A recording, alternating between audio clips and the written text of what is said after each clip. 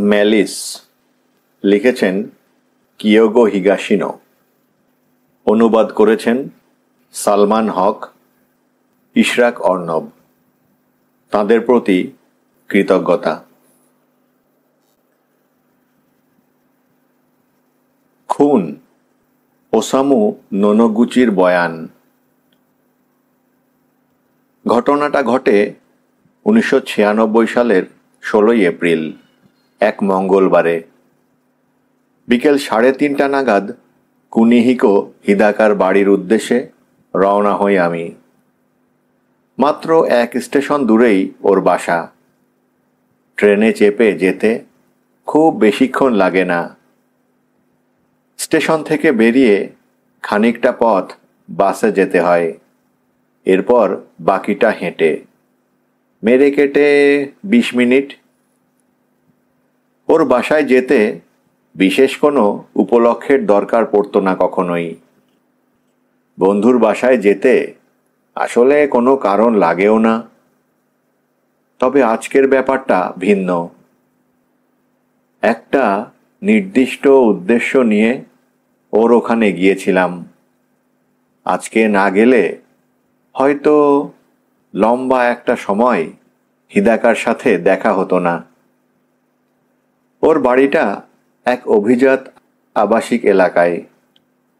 আশেপাশের বাড়িগুলোর প্রত্যেকটাই রুচিশীল, রীতিমতো ম্যানশন বলা চলে। আগে এক সময় বন ছিল জায়গাটায়। অনেক বাসিন্দাই পুরনো গাছগুলো না কেটে নিজের সীমানার মধ্যে রেখে দিয়েছে সৌন্দর্য বর্ধনের নিমিত্তে। লম্বা লম্বা বীজ আর ওক গাছগুলোর কারণে রোদের মধ্যে রাস্তায় হেঁটে বেশ আরাম। তবে রাস্তাগুলো যথেষ্ট চওড়া, কিন্তু সবগুলোই ওয়ান ওয়ে। সুতরাং বুঝতেই পারছেন যে এখানে কেমন লোকেদের আবাস। কয়েক বছর আগে যখন জানতে পারলাম যে হিদাকা এই এলাকায় বাড়ি কিনেছে, খুব একটা অবাক হইনি। এখানে একটা স্থায়ী ঠিকানার ব্যবস্থা করা অনেকের জীবনেরই স্বপ্ন। হিদাকাদের বাড়িটাকে অবশ্য ঠিক ম্যানশন বলা চলে না, কিন্তু নিঃসন্তান কোনো দম্পতির বসবাসের জন্যে যথেষ্ট বড়। সুচালো ছাদ আদ্যিকালের জাপানিজ বাড়িগুলোর কথা মনে করিয়ে দেবে। কিন্তু বাদবাকি সব কিছু পাশ্চাত্য তরিকায় তৈরি। জানালা, ঝুলবারান্দা, বাগান সবই। বাড়ির নকশা কেমন হবে সেটা নিয়ে স্বামী স্ত্রী দুজনই বিস্তর আলোচনা করেছে নিশ্চিত। তবে বাড়ির চারধারের নিচু দেওয়ালগুলো দেখলেই বোঝা যাবে গিন্নির মতই প্রাধান্য পেয়েছে বেশি। কথায় কথায় সে একবার আমাকে বলেছিল, ছোট থেকেই ইউরোপিয়ান কায়দার দুর্গগুলো আকর্ষণ করত তাকে। হ্যাঁ, চিন্তাভাবনা কিছুটা অদ্ভুতই ছিল ওর স্ত্রীর। মৃত মানুষের ব্যাপারে অবশ্য এভাবে কথা বলাটা উচিত নয়, কিন্তু সত্য তো সত্যই। দেয়ালের পাশ দিয়ে কিছু দূর হেঁটে গেটের সামনে এসে দাঁড়ালাম। ইন্টারকমের বাটনটা গেটের পাশেই। দেয়ালের ইটগুলো এমনভাবে গাঁথা হয়েছে যে পাশ দিয়ে হাঁটার সময় কেবল লম্বাটে অংশটুকু দেখা যায়। বাটনটায় চাপ দিয়ে কিছুক্ষণ অপেক্ষা করার পরেও ভেতর থেকে কোনো শব্দ ভেসে এলো না। এ সময় খেয়াল করলাম ড্রাইভওয়েতে টয়োটা গাড়িটা নেই। ভাবলাম হয়তো বাইরে গেছে। ওর ফেরত আসা পর্যন্ত কিভাবে সময় কাটাবো চিন্তা করছিলাম। এমন সময় ওদের বাগানের চেরি গাছটার কথা মনে হলো। শেষবার হিদাকাদের বাসায় আমি আসি দিন 10 আগে। তখনও চেরি ফুলগুলো পুরোপুরি ফোটেনি। হঠাৎই দেখার ইচ্ছে হলো গাছটা। 7-5 না ভেবে গেট খুলে ভেতরে ঢুকে পড়লাম। আশা করছি আমার অনধিকার প্রবেশে খুব বেশি কিছু মনে করবে না ওরা। গেটের সামনে থেকে বাড়ির দিকে যে রাস্তাটা চলে গেছে তা কিছু দূর যাবার পরেই 2 ভাগ হয়ে যায়।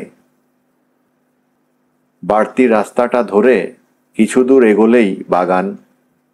আমার গন্তব্যও সেই দিকে।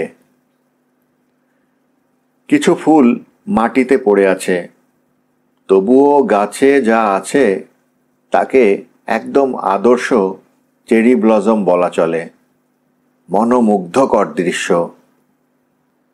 আমি হয়তো লম্বা সময় ধরে গাছটার দিকেই তাকিয়ে থাকতাম, যদি অচেনা এক নারীকে ওখানে চোখে না পড়ত। মাটির দিকে তাকিয়ে কিছু একটা খুঁজছিল সে। পরনে ক্যাজুয়াল জিন্স আর সোয়েটার, সাদা কিছু একটা ধরে রেখেছে এক হাতে। হ্যালো, তাকে বললাম। আমার ডাক শুনে চমকে গেল মহিলা। দ্রুত মাথা তুলে বলল, ও সরি। এবার খেয়াল করলাম তার হাতের সাদা জিনিসটা আসলে হ্যাট। বাতাসে আমার হ্যাটটা বাড়ির ভেতরে এসে পড়েছিল। সরি, কাউকে দেখলাম না বাসায়। দেখে মনে হচ্ছে মহিলার বয়স 40-এর কাছাকাছি। সরু চোখ, সূচালো নাক এবং চাপা ঠোঁট জোড়ায় বিশেষ কিছু নেই। একদমই গড়পড়তা ধাঁচের ফ্যাকাশে চেহারা। এক মুহূর্তের জন্যে কেমন যেন সন্দেহ হলো আমার। আসলেই কি এত জোরে বাতাস বইছিল যে হ্যাট উড়ে যাবে কারো? ওখানে কিছু চোখে পড়েছে নাকি আপনার? জিজ্ঞেস করলাম। এত সুন্দর করে জন্মেছে এখানকার ঘাস। ভাবছিলাম কিভাবে এগুলোর যত্ন নেয় এখানকার বাসিন্দারা। হেসে বলল সে। আসলে আমি নিজেও জানি না বলে একবার কাঁধ ঝাঁকালাম। এটা আমার বন্ধুর বাড়ি। জবাবে মাথা নাড়ল মহিলা। বোধহয় আগেই বুঝতে পেরেছিল আমি এখানে থাকি না। এভাবে হুট করে ঢুকে পড়ার জন্যে দুঃখিত বলে একবার বাও করে আমাকে পাশ কাটিয়ে গেটের দিকে পা বাড়ালো। এর 5 মিনিট পর ড্রাইভওয়ে থেকে একটা গাড়ির শব্দ কানে এলো আমার। চলে এসেছে হিদাকা। বাড়ির সামনের দরজার কাছে এসে দেখি গ্যারেজে টয়োটাটা ঢোকাচ্ছে সে। আমাকে দেখে একবার মাথা নাড়ল কেবল। পেছনের সিটে বসে আছে ওর নবপরিণীতা স্ত্রী। মিষ্টি হেসে আমার উদ্দেশ্যে একবার বাও করল সে। সরি, গাড়ি থেকে বেরিয়ে বলল হিদাকা। শেষ মুহূর্তের কেনাকাটায় বের হয়েছিলাম। আসার পথে রাস্তায় ভীষণ জ্যাম ছিল। অনেকক্ষণ ধরে অপেক্ষা করছো নাকি? তোমাদের চেরি গাছটা দেখছিলাম। সব ফুল তো ঝরেই গেছে। যা আছে তাও কম কি? হাসল হিদাকা। তা অবশ্য ঠিক। খুব সুন্দর লাগে না দেখতে? কিন্তু আসলে ঝামেলাটা শুরু হয় সব ফুল ঝরে যাওয়ার পরে। শয়ে শয়ে শুঁয়োপোকা জড়ো হয় বাগানে। আমার অফিসের একদম পাশেই তো গাছটা। সেখান থেকে সব দেখা যায়। তাহলে তো তোমার ভাগ্য ভালো বলতে হচ্ছে। লম্বা একটা সময়ের জন্যে চলে যাচ্ছ। ভাই, ওই সময় এখানে পাগলেও থাকতে চাইবে না। যাই হোক, ভেতরে চলো। এখনো সব কাপ ব্যাগে ভরিনি। তোমাকে 1 কাপ কফি খাওয়াতে পারবো অন্তত। ভেতরে যাওয়ার জন্যে পা বাড়ালাম আমরা। বাড়ির সব কিছুই ততক্ষণে বাক্স পেটরায় ভরে ফেলা হয়েছে। এমনকি দেয়ালে ঝোলানো পেইন্টিংগুলো অবধি উধাও। প্যাকিং শেষ নাকি? জিজ্ঞেস করলাম। শুধু অফিস রুমের জিনিসপত্রগুলো গোছগাছ করা বাকি, হিদাকা বলল। অবশ্য আমরা নিজেরা খুব বেশি কিছু কিনিনি। মুভিং কোম্পানির লোকেরা এসেছিল বেশ কয়েকবার। আজ রাতে কোথায় থাকবে? হোটেলে একটা রুম বুক করে রেখেছি, দ্য ক্রাউন। চেনো বোধ হয়। তবে আমার মনে হয় এখানেই থেকে যেতে হবে। ওর অফিসে চলে গেলাম আমরা। ঘরটা ঠিক বড়ও না, আবার ছোটও না। ভেতরে আসবাব বলতে একটা কম্পিউটার টেবিল আর বুকশেলফ রয়ে গেছে। তোমার বোধহয় কালকে একটা বই জমা দেওয়ার ডেডলাইন। ব্রু কুঁচকে মাথা নাড়ল হিদাকা। হ্যাঁ, সিরিজের শেষ বই।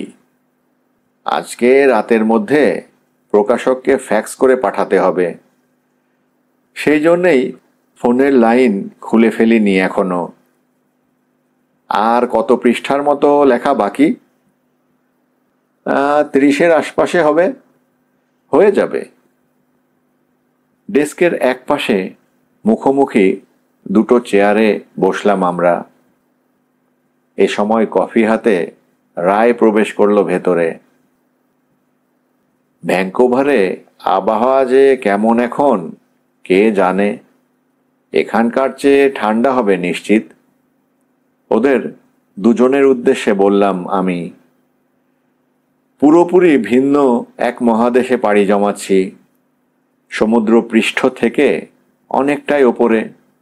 ঠান্ডা তাই বেশি হওয়াটাই তো স্বাভাবিক। ওদের গ্রীষ্মকালেও তাপমাত্রা অনেক কম থাকে। এটা একটা স্বস্তির বিষয়, রায় বলল। সব সময় এসি চালিয়ে রাখতে ভালো লাগে না আমার। হিমেল হাওয়ায় রুমের মধ্যে বসে আরামসে লেখালেখি করতে পারবো, এটা ভাবতে খুব ভালো লাগে আমার। কিন্তু আমরা দুজনেই জানি সেরকম কিছু হবে না। হাসি ফুটল হিদাকার মুখে। ওসামু, আপনি কিন্তু আমাদের ওখানে ঘুরতে আসবেন। পুরো ভ্যাঙ্কোভার ঘুরে দেখাবো, প্রস্তাব দিল রাই। হ্যাঁ, ধন্যবাদ, চেষ্টা করব। অবশ্যই আসবে কিন্তু, বলে একবার বাউ করল রাই। আপনারা দুই বন্ধু গল্প করুন তাহলে।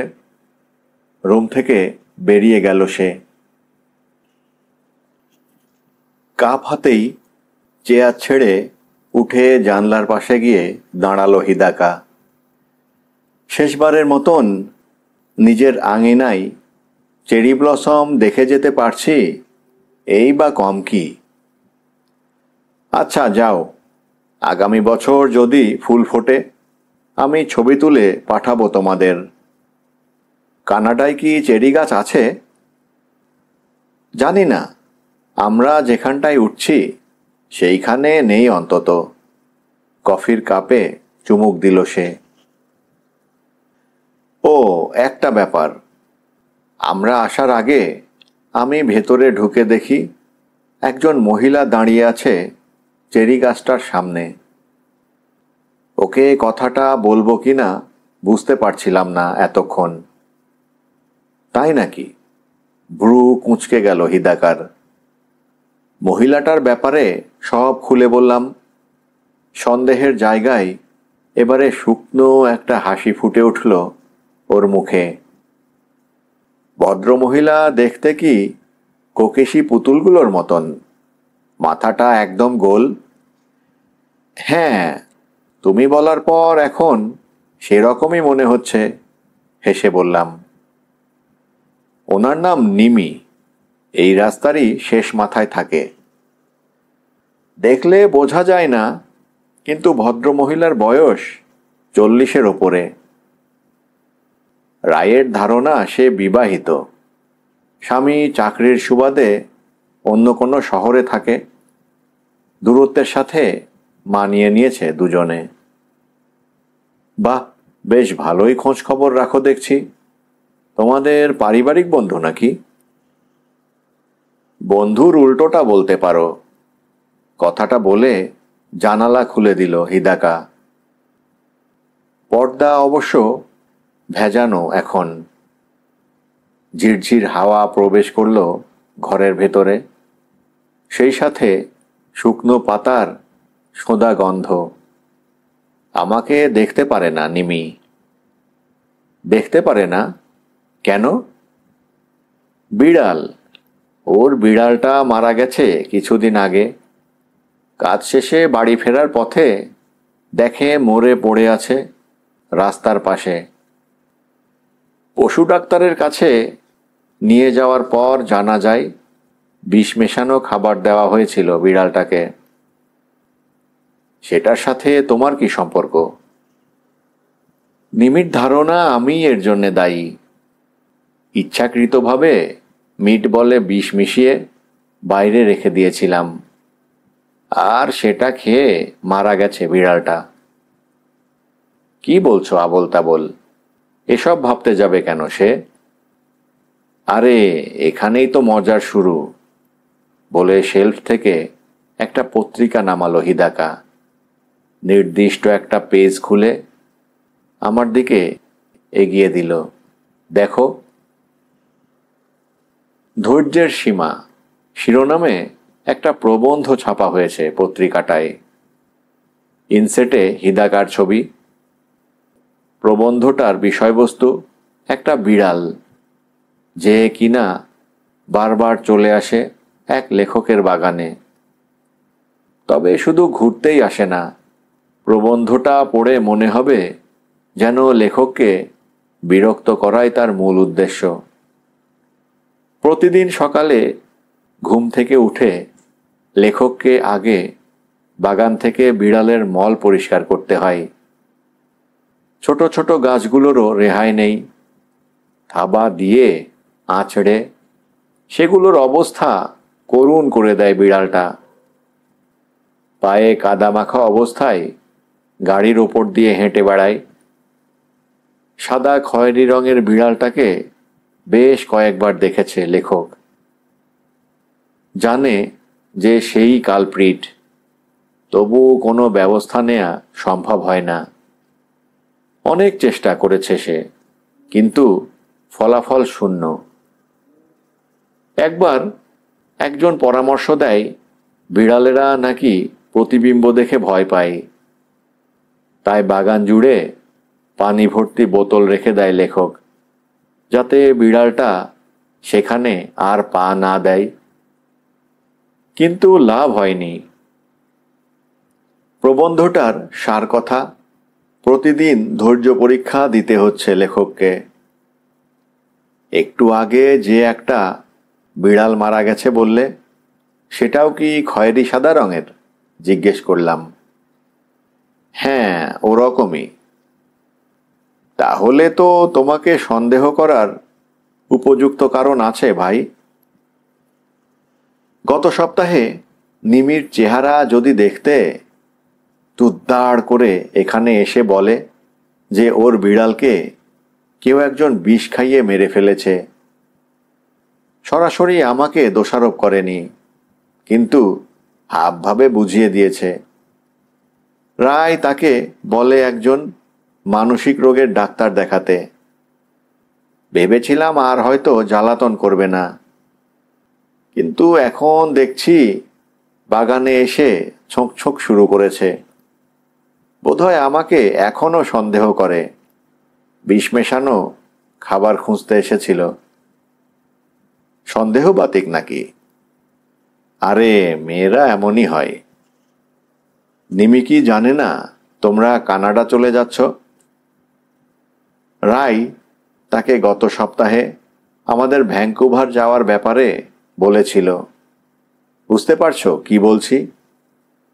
আমরা তো চলেই যাচ্ছি এখান থেকে, তাহলে বিড়ালটাকে মাথা ঘামানোর দরকারটা কি শুনি?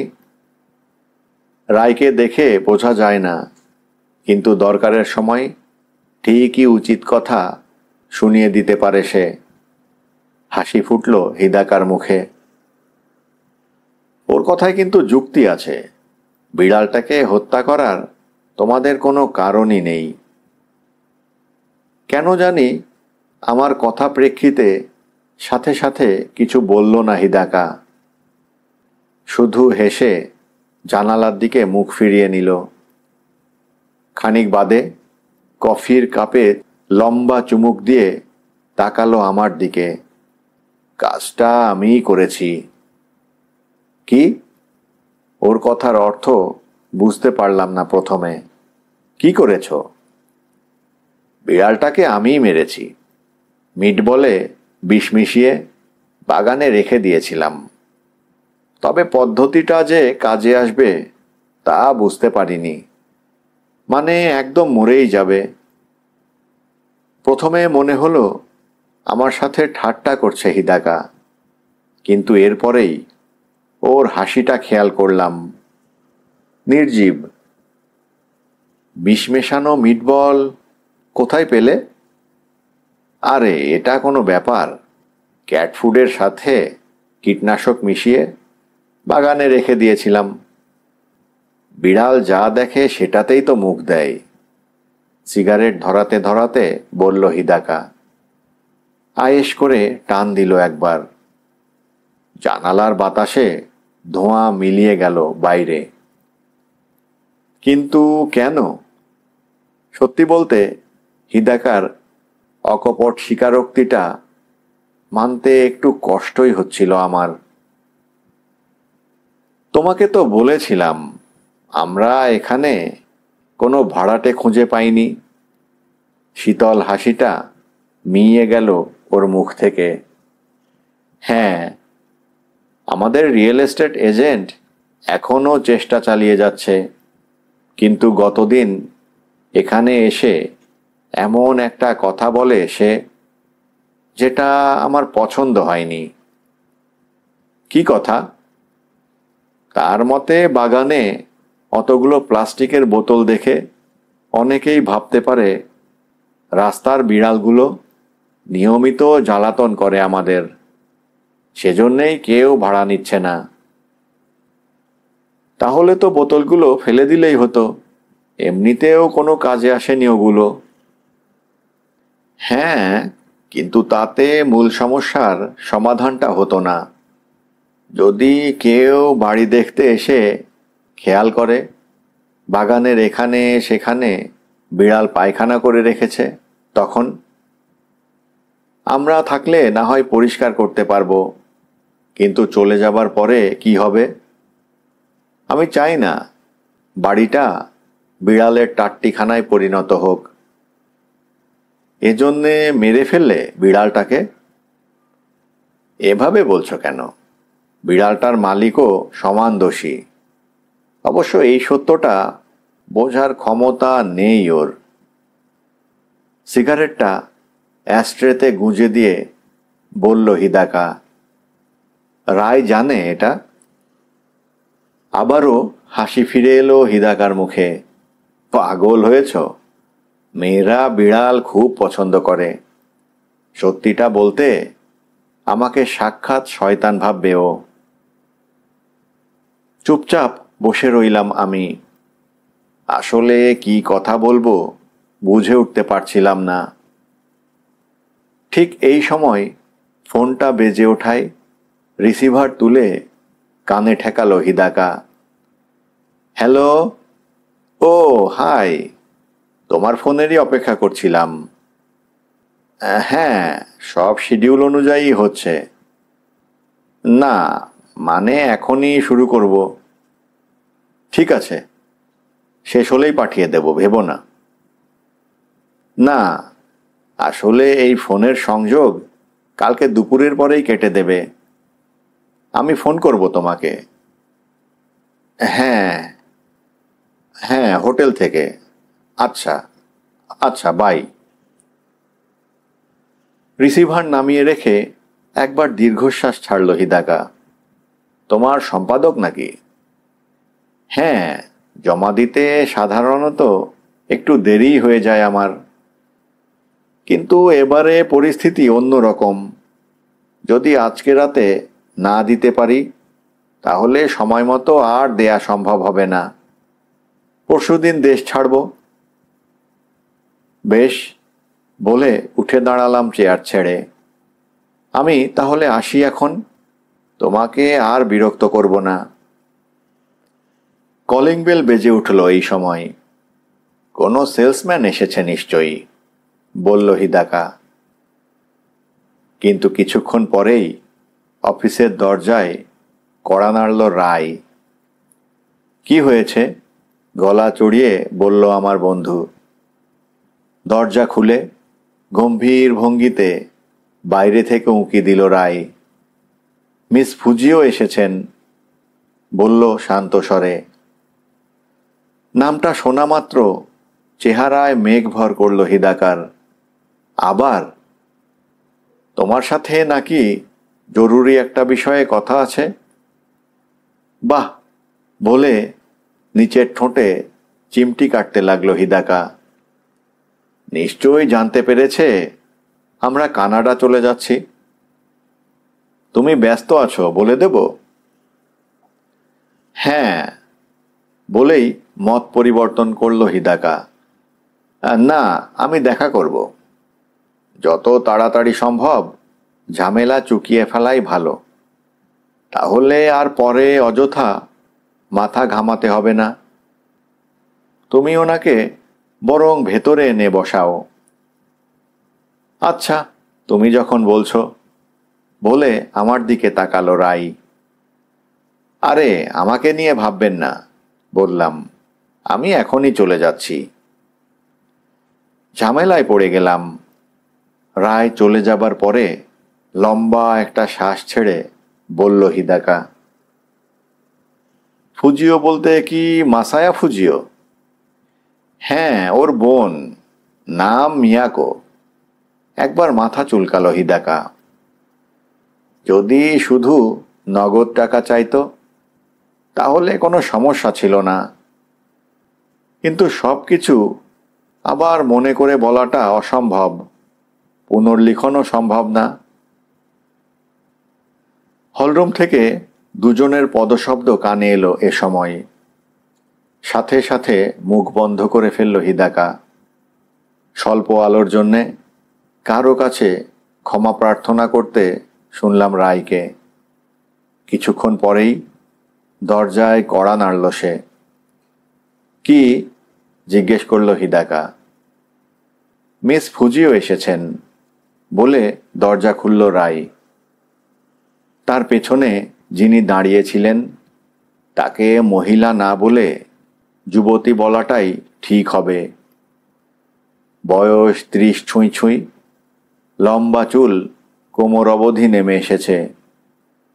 পরনে সদ্য ইন্টারভিউয়ে ডাক পাওয়া বিশ্ববিদ্যালয় ছাত্রছাত্রীদের মতো স্যুট। দেখে মনে হচ্ছে না যে হুট করে এসে পড়েছে সে। বেশ সময় নিয়ে প্রস্তুত হয়েছে। তোমার সাথে তাহলে পরে দেখা হবে, হিদাকার উদ্দেশ্যে বললাম। পরশুদিন আবারও ওকে বিদায় জানাতে আসব বলতে গিয়েও সামলালাম নিজেকে। মিস ফুজিও হয়তো জানেন না যে কানাডা পাড়ি জমাচ্ছে আমার বন্ধু। সেক্ষেত্রে ঝামেলায় পড়ে যাবে বেচারা। একবার মাথা নাড়ল হিদাকা। আমাকে দরজা পর্যন্ত এগিয়ে দিল রায়। সরি, আপনাকে এখনই চলে যেতে হচ্ছে, 2 হাত এক করে বলল সে। হিদাকার তুলনায় বেশ খাটো ও তন্নি গড়ন। চেহারা দেখে মনে হবে যেন এখনো কলেজে পড়ছে, অথচ বয়স 30-এর ওপরে। সমস্যা নেই, পরশুদিন আপনাদের বিদায় জানাতে আসব। আরে, আপনাকে কষ্ট করে আসতে হবে না, অন্য কাজ আছে নিশ্চয়ই। কিসের কষ্ট? আসবো অবশ্যই। বাই বলে আমি দৃষ্টির আড়াল হওয়া অবধি দরজায় দাঁড়িয়ে থাকলো রাই। অ্যাপার্টমেন্টে ফিরে সবে কাজে হাত দিয়েছি, এমন সময় কেউ কড়া নাড়ল দরজায়। আমার বাড়িটা কিন্তু হিদাকাদের বাড়িটা থেকে একদম অন্যরকম। একটা 5 তলা বিল্ডিংয়ে বড় স্টুডিও অ্যাপার্টমেন্ট। জায়গাটা একদম মাঝে ভাগ করা, একদিকে বেডরুম আর ওয়ার্ক স্পেস, অন্যদিকে লিভিং রুম, ডাইনিং রুম আর রান্নাঘর। রায়ের মতন কেউ নেই আমার জীবনে, তাই দরজায় কারো কড়া নাড়ার শব্দ কানে এলে নিজেকেই উঠতে হয়। পিপ হোল দিয়ে একবার বাইরে তাকিয়ে দরজা খুলে দিলাম। আমার সম্পাদক অসীমা এসেছে। সময় মতোই হাজির হয়েছ তাহলে, বললাম। তোমাকে নিয়ে আমার অনেক আশা ভাই, বলে বিখ্যাত একটা মিষ্টির দোকানের প্যাকেট আমার দিকে বাড়িয়ে ধরল সে। এই নাও ঘুষ। আমাকে খুব ভালো করেই চেনে ও। কত কষ্ট করে এত দূরে আসতে হলো তোমাকে, সরি। জবাবে মাথা ঝাঁকালো অসীমা। আরে, এদিক দিয়ে বাড়ি ফিরতে হয় আমাকে। ওকে ভেতরে বসতে বলে কেটলি থেকে চা ঢেলে আনলাম। এরপর আমার অফিসে ঢুকে ডেস্ক থেকে তুলে নিলাম নতুন খসড়াটা। কেমন হয়েছে জানি না, কিন্তু কাজ শেষ। দেখি একবার। চায়ের কাপটা নামিয়ে রেখে খসড়াটা নেয়ার জন্যে হাত বাড়ালো অসীমা। কিছুক্ষণের মধ্যেই ডুবে গেল গল্পে। খবরের কাগজ তুলে নিলাম আমি। কেউ আমার সামনে বসে আমার লেখা পড়লে বরাবরই অস্বস্তিতে ভুগি। অসীমা খসড়ার প্রায় অর্ধেকটা পড়ে ফেলেছে। এমন সময় ফোনের আওয়াজ ভেসে এলো ডাইনিং রুম থেকে। উঠে গিয়ে তুলে নিলাম রিসিভারটা। হ্যালো, ননগুচি বলছি। আমি হিদাকা। ওর কণ্ঠস্বর শুনে মনে হলো কিছু একটা নিয়ে দুশ্চিন্তায় আছে। কি অবস্থা? আসলে আমি জানতে চাইছি মিয়াকো ফুজিওর সাথে ওর কি আলাপ হলো আজকে। তুমি কি ব্যস্ত নাকি?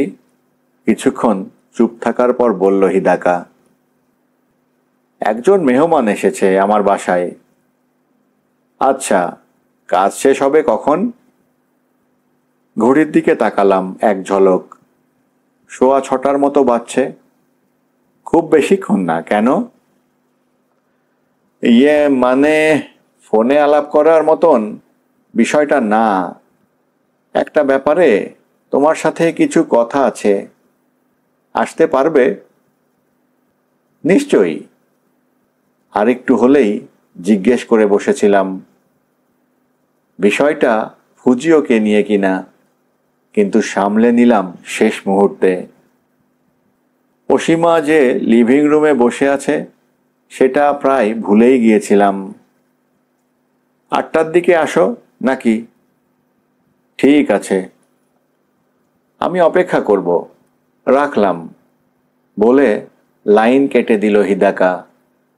রিসিভারটা কেবলই নামিয়ে রেখেছি, এমন সময় সোফা ছেড়ে উঠতে শুরু করলো অসীমা। তুমি যদি ব্যস্ত থাকো তাহলে আমি না হয়। আরে বসো বসো, হাত নেড়ে বললাম। আমার বন্ধুর সাথে দেখা করব 8টার দিকে। অনেক সময় আছে হাতে, পড়ো তুমি। ঠিক আছে তাহলে, বলে আবারও পড়ায় মনোযোগ দিল অসীমা। খবরের কাগজে মনোযোগ দেবার চেষ্টা করলাম, কিন্তু মাথায় ঘুরপাক খাচ্ছে হিদাকা আর মিয়াকোর কথা। 2 বছর আগে একজন কণ্ঠশিল্পীকে নিয়ে নিষিদ্ধ প্রান্তর নামে উপন্যাস লিখেছিল আমার বন্ধু। গল্প কাল্পনিক হলেও উপন্যাসের মূল চরিত্রটি ছিল বাস্তব থেকে অনুপ্রাণিত। মিয়াকা ফুজিওর ভাই মাসায়া ফুজিও। আমার আর হিদাকার সাথে একই মিডল স্কুলে পড়াশোনা করত ফুজিও। কিশোর বয়সে আমরা যা যা করেছি সেসবের অনেক কিছুই উঠে এসেছিল বইটাই। সতর্কতা হিসেবে অবশ্য চরিত্রগুলোর নাম বদলে দেওয়া হয়, কিন্তু উপন্যাসটায় এমন কিছু বিষয় উঠে আসে যেগুলো ছাপার অক্ষরে দেখলে খুশি হতো না মাসায়া ফুজিও। ছাত্রজীবনে তার যাবতীয় কুকীর্তি যতটা সম্ভব সত্যের কাছাকাছি থেকে বর্ণনা করে হিদাকা।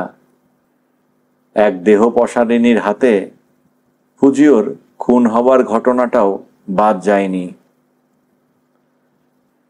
কিছুদিনের মধ্যেই বেস্ট সেলার তালিকায় শীর্ষে উঠে আসে নিষিদ্ধ প্রান্তর। যারা মাসায়াকে চিনত, বইটা পড়ে তাদের বুঝতে অসুবিধে হবে না যে কার কথা বলা হচ্ছে। ঘটনাক্রমে ফুজিও পরিবারের এক সদস্যের কাছেও চলে যায় উপন্যাসটি। মাসায়ার বাবা ততদিনে পরলোক গমন করেছেন, কিন্তু তার মা এবং বোন ছেড়ে কথা বলেনি। উপন্যাসটা যে মাসায়ার জীবনের ওপর ভিত্তি করে লেখা হয়েছে সেটা বুঝতে কোনো সমস্যা হয়নি তাদের। বিনা অনুমতিতে এরকম একটা বই লিখে ফেলায় হিদাকার কঠোর সমালোচনাও করে। তাদের চোখে বিষয়টা ব্যক্তিগত এবং সামাজিক মর্যাদাহানির শামিল।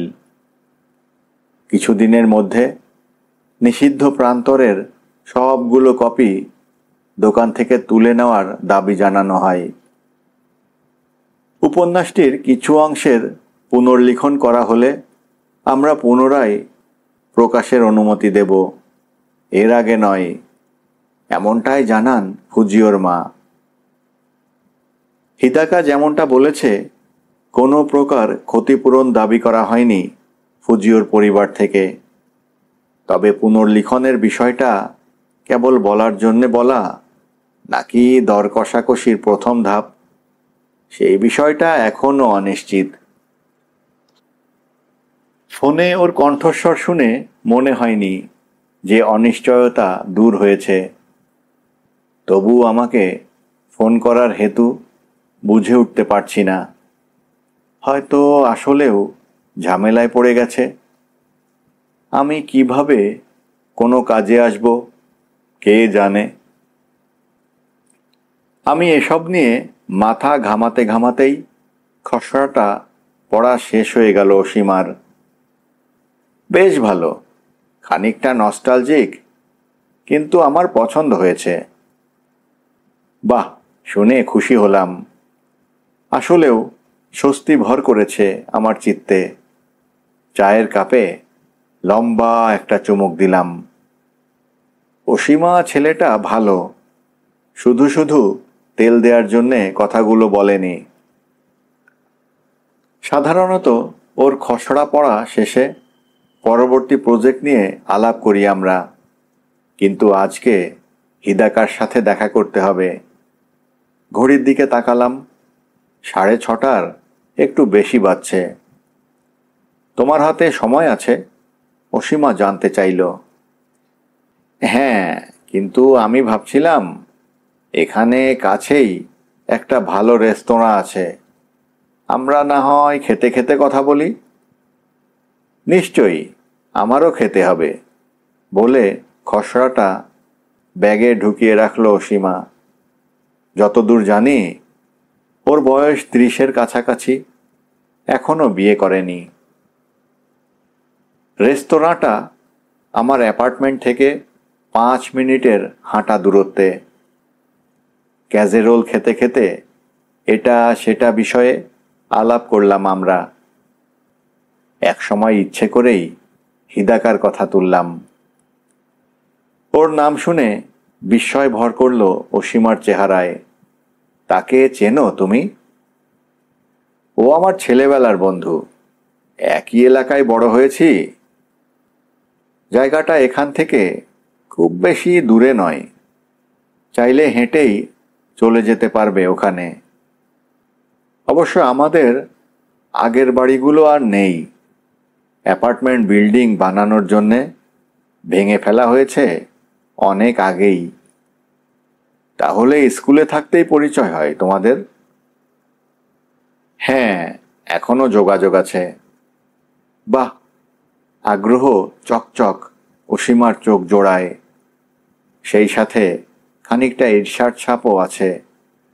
জানতামই না। ওই কিন্তু আমাকে তোমাদের পত্রিকায় কাজ পাইয়ে দিয়েছে। তাই নাকি? হ্যাঁ, তোমাদের প্রধান সম্পাদক ওর কাছে একটা লেখা চাই, কিন্তু বাচ্চাদের গল্প লিখতে অতটা স্বাচ্ছন্দ্য বোধ করে না হিদাকা, তাই মানা করে দিয়েছিল। পরে আমাকে নিয়ে যায় ভদ্রলোকের কাছে। এজন্যে আমি ওর প্রতি কৃতজ্ঞ। ম্যাকারনি মুখে দিয়ে বললাম, কই, আমাকে তো কেউ এসব আগে বলেনি। বাচ্চাদের সাহিত্যে হিদাকার মতো লেখকের বিচরণ কেমন হবে তা কিন্তু ভাবনার বিষয় আসলেও। আমার দিকে তাকালো অসীমা। আচ্ছা নোনগুচি, তুমি কি কখনো বড়দের জন্যে কিছু লেখার কথা ভেবেছ? হয়তো পরে কোনো এক সময় লিখব, যদি সুযোগ হয়। মন থেকেই বললাম কথাটা। 7:30টায় রেস্তোরাঁটা থেকে বেরিয়ে একসাথে হেঁটে স্টেশনে চলে এলাম দুজনে। আমাদের গন্তব্য ভিন্ন, তাই প্ল্যাটফর্মে বিদায় জানালাম অসীমাকে। কিছুক্ষণের মধ্যেই এসে পড়ল ট্রেন।